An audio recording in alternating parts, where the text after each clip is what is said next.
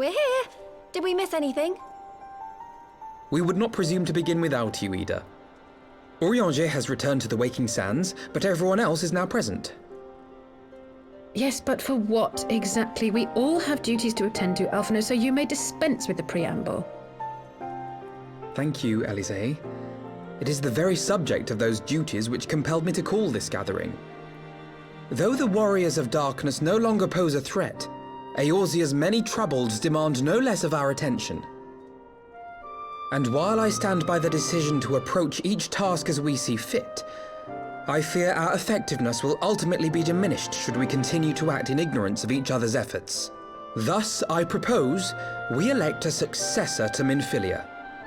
Not to serve as a fully fledged antecedent, perhaps, but as a coordinator of operations.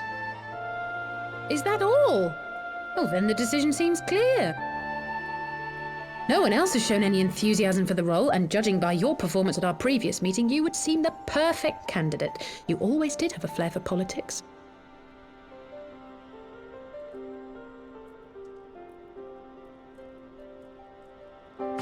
I did not mean to...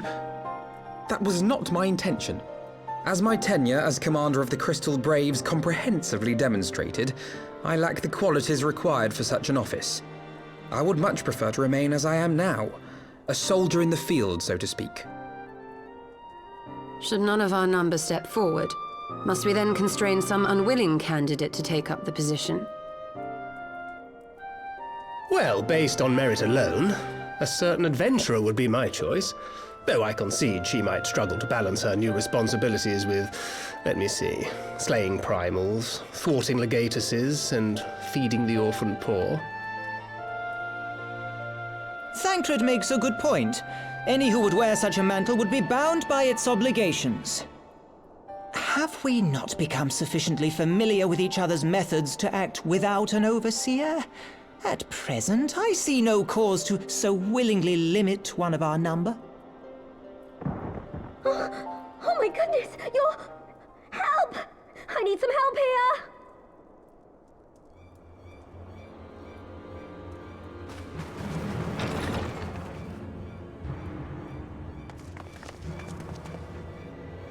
Tataru, are you all right?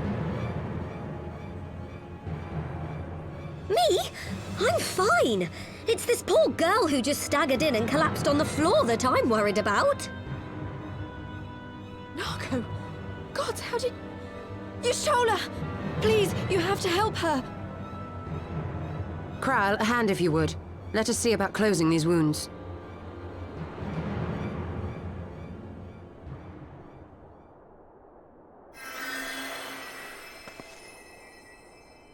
Now, we've staunched the bleeding, but it may be a while before you can move about again.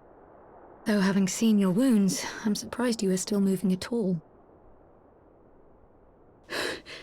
Thank you. My message. It was too important to delay. I took the shortest route I could, though I knew it was more heavily patrolled. As you can see, my efforts at evasion were not entirely successful. Honestly, you're too brave for your own good. What was so urgent that you needed to fight half the Empire to get here? You could have been killed. I'm sorry, Ida. I had good reason. But I imagine your friends are wondering who this bloody mess of a Mikote is. My name is Minago, and I belong to the Alamegan Resistance. I came to warn Ida and Papalimo about one of our leaders. A man who calls himself the Griffin. He's always been dangerous, but he's planning something new. Something reckless. The Griffin, you say? I've heard the name. Rumor has it your man is eager to test his claws. Aye, and on no easy target. He means to assault Belsar's wall from the Alamegan side.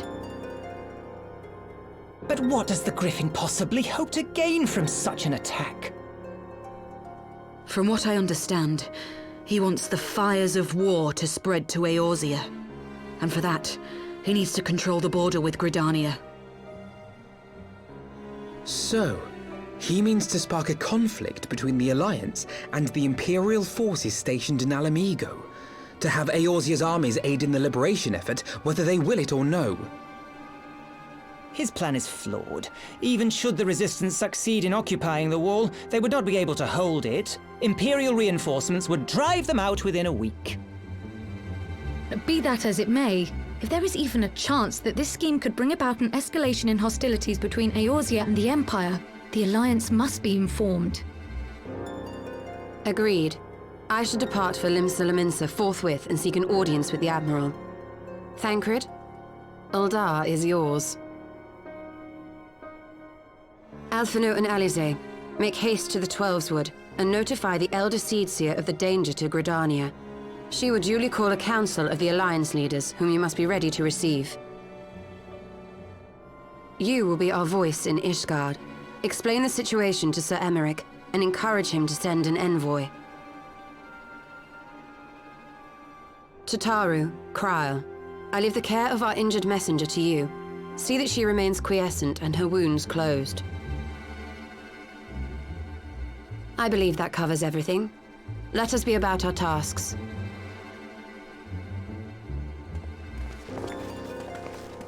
I suspect the ill tidings from Abania will be held as a turning point.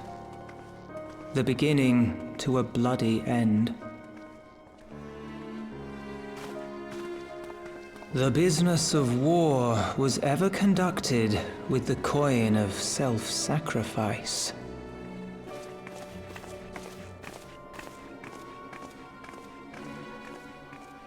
'Twas Master Louis Soir himself who taught us that such costs are not to be ignored or denied.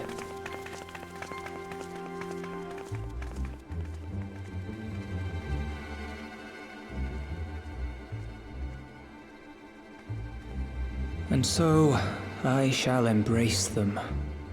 When the time comes, I will make my choice, as you will yours.